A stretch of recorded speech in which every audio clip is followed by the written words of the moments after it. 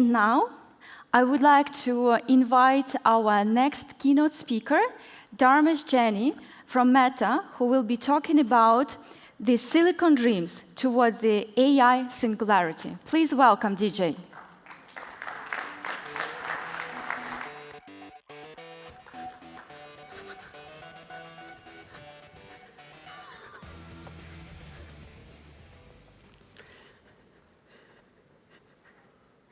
We are all very lucky. We are living in times when we will see emergence of silicon-based intelligence in our lifetime. Amazingly, more than 20 years ago, two great scientists and futurists predicted this. And their books are the inspiration for my talk today. My name is Dharmesh Jani, and I want to share some of my views of where the technology needs to go to deliver arrival of artificial general intelligence. So the first thing we have to understand is start with an interesting story, because I have come across many skeptics who have said, are we really that close to AGI?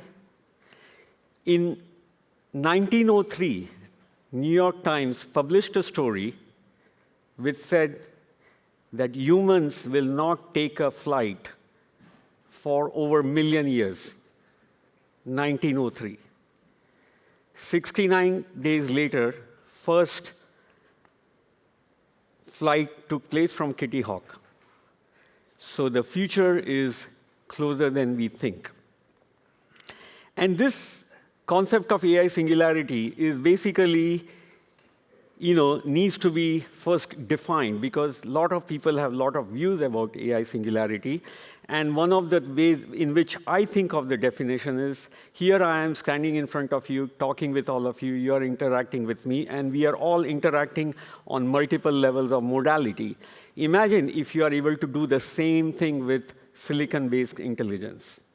That is the definition of AGI for me. You should not be able to differentiate between the two. And when you compare these two, carbon-based intelligence and silicon-based intelligence, there are some interesting parameters. You can actually list a whole bunch of them. But the three interesting ones I find is, if you look at number of neurons in human brains versus number of parameters in large language model, that's an interesting comparison. You can also compare it based on the memory or synaptic interfaces which brain has, and brain has far more interfaces than currently large language models have. These numbers represent Lama 3, which was released last year. And then when you look at the power consumption, human brain runs at perhaps a light bulb in your home compared to these models. We heard this morning how much energy is going to be used. And we need these big, large-scale systems to deliver AGI. And what exactly is AGI? I look at it from two perspectives. One, interactions on different modalities, basically the use of classic Turing definition of what an intelligent machine is. However, the word singularity is something to be indexed on. It's a very interesting word. If you look at what it means in a traditional way, you have a black hole singularity, it's a point of no return. And for intelligence, singularity means it's a point where these systems can start improving themselves with minimal to no intervention of human beings. And that would be a point of no return, because the systems will keep improving to the point where it will quickly surpass not just one human intelligence, but collection of entire human intelligence on the planet. And we'll see that later. And all of these things actually fundamentally are driven by few very basic use cases. You can look at all different types of applications, and you can look at all different use cases. You can simplify all of that on basis of what we do as humans on a daily basis. And there are three basic use cases which I find interesting. You have recognition, mining, and synthesis. I am sitting here, and I recognize somebody in the audience. I'm at a train station, and I look through a sea of faces to mine for my loved ones, and we also use our imagination to take flights to go to Mars and beyond. Recognition, mining, synthesis is the basic thing which drives all applications. In fact, what we do is we use these three basic ideas, and we run it on various devices. We run it on smart glasses, we run it on our phones, we run it on AR, VR, but at the end of the day, they are delivering the same three basic capabilities. There are few more, and we'll see that later, but that's where the intelligence comes in. And this Gen AI is also becoming a dominant workload. We heard this morning from Ola's keynote that as we are building various systems, the adoption rate is growing exponentially.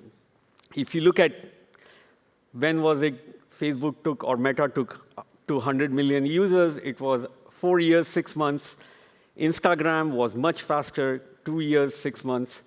And when you look at the adoption of ChatGPT, it was practically instant. And it's not a surprise, because these systems have become so good that we can relate to it. We can find productivity for recognition, mining, synthesis, just like you would do talking to a human being. So we are very, very close to where AGI would be. And these workloads are evolving fast, because everybody is trying to improve their models. We are trying to make them bigger. They are running a lot of compute flops. They are requiring a lot of memories. And the size of these models keep growing. We launched Lama 3 last week, and we are bringing more modalities later this year as we think of releasing a 400 billion parameter model. And these modalities, like the one which I find interesting, I never thought about it, was even for text recognition, DNA sequencing is a modality. Because you have all these base pairs for millions of millions sequences, and they themselves become a language. So you have a lot of these nuances which are helping these models become better, and you also need more parameters to run them. And all of these things, at the end of the day, since we are at Open Compute Summit, they all run on a hardware. And this hardware is basically a basic accelerator. It's a domain-specific accelerator, because it does one particular task extremely well, and that's what we are trying to basically build out of. And we put a set of these accelerators together in one system, usually 8 of them in some kind of a connectivity. And then we put a bunch of them together into a cluster, and this cluster keeps growing in size, which is what you heard this morning. And that's the basic architecture. It's not very complex. You can define and partition this in any way you want, but this is the essential hardware which is needed to run the computation to build these models. It has a front-end network, which is used for managing it. It has back-end network for all of the parameter exchanges, which need to happen, the weight exchanges, which need to happen when the model is getting trained. And in actual instantiation, it looks something like this, massive collection of systems put together. We also heard this morning how at Meta we started in 2022 with certain set of cluster sizes, and as we look forward, and as we start thinking of AGI, we are imagining building even bigger clusters, and everybody is. And that is where OCP also has a role to play, because these clusters are, again, built out of hardware, which is coming out of OCP. So it's a very exciting time, as I said. We are very lucky to be living in these times today. And I'm a hardware engineer by training, and it's the most exciting time to be a hardware engineer. There was a saying which said, software eats hardware for lunch many years ago. Guess what? I think we can say the flip has happened. Hardware is eating software for lunch now. And that brings us a lot of challenges and opportunities. Since this is an FTS event, I want to think of it in terms of the forward-looking things. There are a lot of researchers and academics in the audience here. So my talk is going to refer to some of the ideas which are forward-looking. And there are 3 main broad areas where we have opportunities. We have to look at models, we have to look at systems, and we have to look at how we put hardware and software together to deliver these systems in the most efficient manner, something which can ideally mimic human brain and deliver the performance which we are looking for. So I talked about 3 use cases in the beginning: recognition, mining, synthesis. That is not sufficient, because some of the other things which humans do extremely well is we reason very well, we plan very well, and we are very efficient at learning. A 5-year-old child has a very small subset of images of cat to get trained on what a cat looks like or a dog looks like, not for a computer. So these are the 3 areas which are unsolved for, and researchers are working on it. And that can be done through development of, at Meta, what we have proposed is a JEPA model, which Jan LeCun has proposed. And that is looking at the world percept. And can you imagine, perhaps, let's say, taking a video, and you throw a ball in the air, and it goes through a projectile motion, and a machine just knows that that's how it is.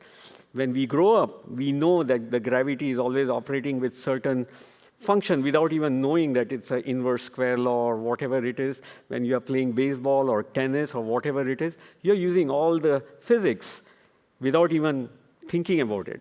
And could machines do that? So that would be one area where we can think of looking at it in a completely different way. The second area is, of course, these models are growing in size, the number of flops are growing, and all of that requires more power. And at the end of the day, it is number of days you're running a cluster times number of flops the cluster is delivering, and that's the total amount of compute which is needed for achieving whatever model performance you're trying to look for. And that requires energy, and that needs to be sustainable. We are looking at gigawatt-level data centers now. Everybody is. So that brings me to 3 sub-areas which are interesting for us to consider. Of course, energy generation is one, and there are many different ways to think about energy generation. People are thinking of solar, but perhaps we have to think of something beyond solar. The second one would be energy distribution. This is also very interesting. In fact, I was listening to the keynote from a gentleman from Cadence, and he talked about stranded data center capacity. And something struck me at that point, that stranded data center capacity, although he mentioned it as several gigawatts, I started thinking that, is it all co-located in one physical location, or is it distributed all over the globe? And if it is few megawatts here, few megawatts here, few megawatts here, how do we bring it together to create a gigawatt? I'm not very clear. Energy distribution needs to be solved for. And then, of course, energy storage, goes without saying. You are generating energy by certain mechanism. In many cases, that energy generation mechanism is not continuous through the day or through the month or through the year. Do you have a mechanism of storing? These are the 3 areas where massive amount of research needs to be done to push the envelope forward, because at the end of the day, you saw large clusters are there, but you need those clusters to be powered. And that leads to the third thing about hardware itself. All of these are compute elements which are all connected. They have some memory. And these elements have certain limitation with amount of compute which is there, how they talk to each other, and how much local storage they have access to. And these are all set together in terms of large clusters, and there are bottlenecks which are always experienced here to build these large clusters. So how can you build silicon which can deliver a larger and larger footprint to achieve these kind of communications, to achieve these kind of flops at power which is probably reasonable? And there's a classic problem in computer science which everybody is aware of, which is a compute memory problem. And this continues to remain the gap. And one new approach, as I was doing my research on this talk, is neuromorphic computing, which is basically looking at the models of how brain works. You have a von Neumann machine, which basically has a compute on one side, memory on one side, and then you have to exchange this. Human brains doesn't work that way. Human brain has a completely distributed compute and memory. You have a neuron, which does the action potential. You have synapse, which basically does the memory. And the funny thing is, just last week, Intel announced some interesting neuromorphic computation. So that is something we have to look at it. And then the software design also becomes interesting, because when you're looking at inference, the interesting thing is, and you see this in chess. I play chess, and I play long duration chess and short duration chess. The amount of computation you make at any given time determines the quality of your decision.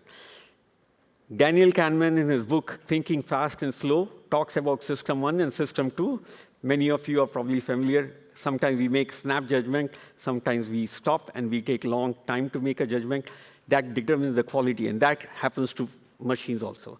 So the inference complexity is very important. And all of this has to be done in context of developing a responsible AI.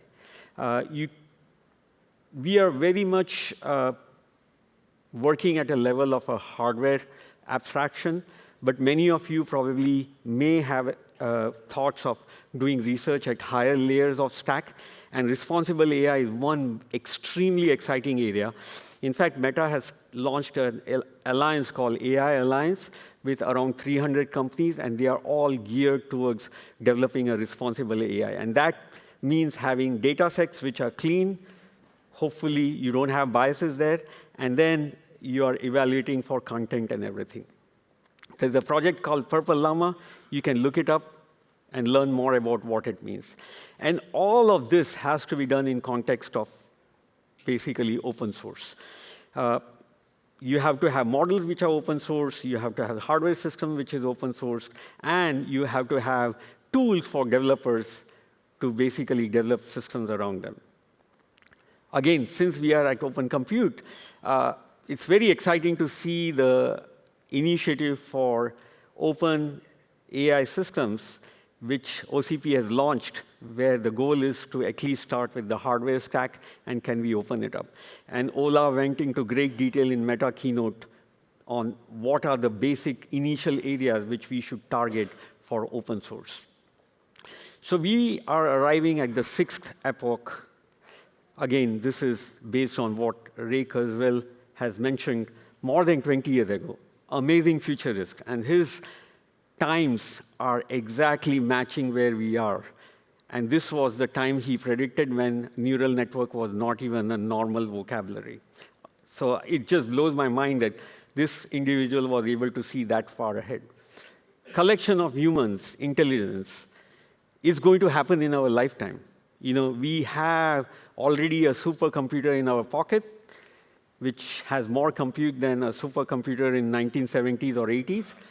Another 15 years, you would have more intelligence in your pocket than the entire 7, 8, 10 billion people, humanity, living on Earth. Just amazing.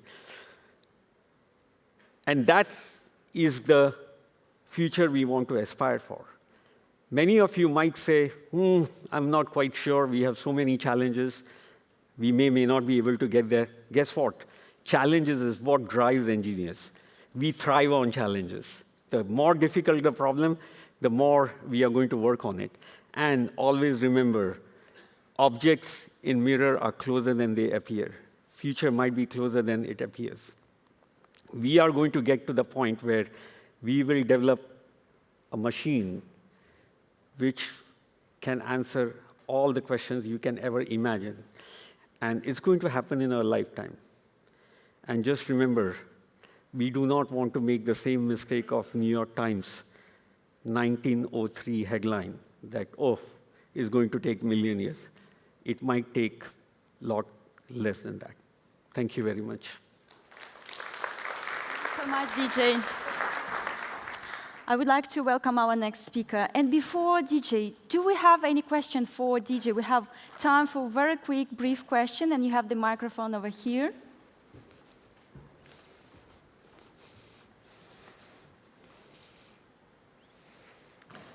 No questions? Yeah, go ahead.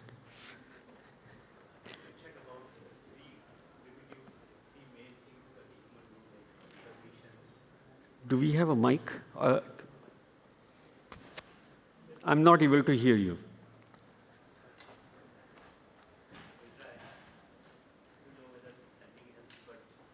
Basically, you mentioned about the three things which humans do prominently, like recognition and the other two, like about the human aspect of lying to stuff. Where does that categorize into your study? What about the human aspect of? Lying. Lying. Yes. How would you categorize that in your study? So, very interesting. Yeah. So the question which was asked was, I mentioned about recognition, mining, and synthesis. Where does something like lying fall in? Answer is actually quite simple. Wouldn't you say lying is synthesis? I'm synthesizing something when I lie. It's my imagination. So I would say all human concepts which do not exist fall under the category of synthesis. And many of them become realized, and some of them are outright false, but we continue to synthesize them. So I would say, but reasoning, planning would be higher order, because you would use collection of these to say, I'm going to reason or plan my way out. I'm going to set up my 401k. I'm 20-year-old, 25-year-old, and I'm going to worry about my retirement. That's a very long-term planning. No animal is known to have done that. Humans are the only one who can think multi-generational, right? So hopefully that answers your question.